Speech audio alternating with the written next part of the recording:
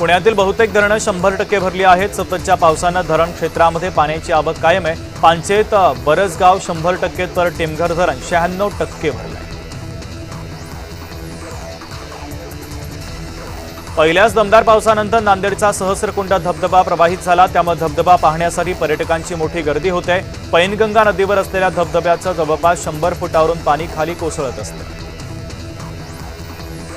गंगापूर धरणातून गोदावरी नदीपात्रामध्ये पाण्याचा मोठा विसर्ग केला जातोय। सध्या सुमारे 2000 क्युसेक वेगानं पाण्याचा विसर्ग सुरू आहे। त्र्यंबकेश्वर धरणाच्या पाणलोट क्षेत्रामध्ये जोरदार पावसानं धरणात पाण्याची आवक वाढली आहे। गंगापूर धरणासह जिल्ह्यातील इतर काही धरणांमधून देखील पाण्याचा विसर्ग सुरू आहे। गिरणा धरण 99.10% भरलंय। धरणातून सध्या 22,284 क्युसेक वेगानं पाण्याचा विसर्ग सुरू आहे। नदीकाठावरील गावांना सतर्कतेचा इशारा देण्यात आला आहे। सातारा जिल्ह्यातील कोयना धरणामध्ये पाण्याची आवक मोठ्या प्रमाणात वाढली असून धरणाचा पाणीसाठा तब्बल 91.42 टीएमसीवर पोहोचलाय। त्यामुळे कोयना नदीपात्रातील पाणी पातळी देखील झपाट्यानं वाढते। धुळे शहराला पाणीपुरवठा करणारा नकाने तलाव हा तुडुंब भरून वाहू लागलाय। तर गेल्या 2 दिवसापासून झालेल्या मुसळधार पावसानं नकाने तलाव 100% भरलाय। धुळेकर त्यामुळे समाधान व्यक्त करत आहेत। जायकवाडी धरणाचा पाणीसाठा 86.11% पोहोचला। उजव्या आणि डाव्या कालव्यातून 1900 क्युसेक वेगानं पाण्याचा विसर्ग सुरू आहे। पावसाचा जोर कायम राहिल्यास लवकरच धरण 100% भरण्याची शक्यता आहे। सिंधुदुर्ग जिल्ह्यामध्ये पावसानं काहीशी विश्रांती घेतली, मात्र जिल्ह्याला पावसाचा येलो अलर्ट देण्यात आलाय। शेतीला उपयुक्त पाऊस पडत असल्यानं बळीराजा सुखावलेला आहे। दौंड येथून उजनी धरणामध्ये येणाऱ्या पाण्याची आवक कमी झाल्यानं उजनी धरणातून भीमा नदी पात्रामध्ये सुरू असलेला विसर्ग कमी करण्यात आलाय। धरणातून भीमा नदी पात्रामध्ये सध्या 51,600 क्युसेकनं पाण्याचा विसर्ग होत असून पंढरपुरात चंद्रभागा नदीच्या पाणी पातळीमध्ये घट झाली आहे।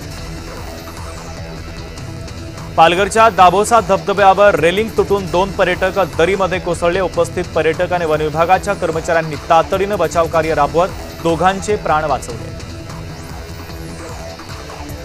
खडकवासला धरणातून मुठा नदीतील पाणी विसर्ग मोठ्या प्रमाणात कमी करण्यात आलाय। विसर्ग 9,416 क्युसेकनं घटून तो 5,564 क्युसेक करण्यात आलाय। मुठा नदी काठावरील नागरिकांना मात्र सतर्कतेचा इशारा कायम आहे।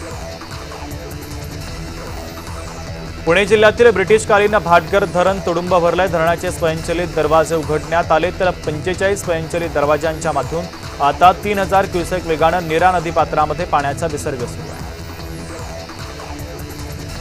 कोल्हापूर जिल्ह्यामध्ये सध्या पावसाची उघडझाप पाहायला मिळते। पंचगंगा नदीची पाणी पातळी 32 फुटांवर असून अद्याप 36 बंधारे पाण्याखाली आहेत। जिल्ह्यातील बहुतांश धरण 100% भरली। कोयना धरणातून विसर्ग 2 फुटानं कमी करण्यात आला। धरणामध्ये पाण्याची आवक ही 33,284 क्युसेक असून कोयना नदीमध्ये एकूण 24,908 क्युसेक वेगानं पाण्याचा विसर्ग केला जातो।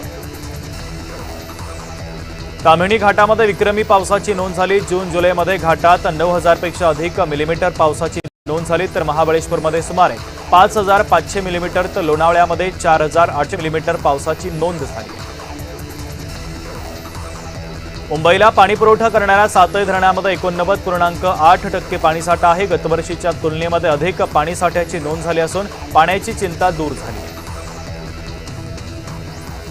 पश्चिम विदर्भाला अतिवृष्टीचा फटका बसला। नदी नाल्यांना आलेल्या पुरात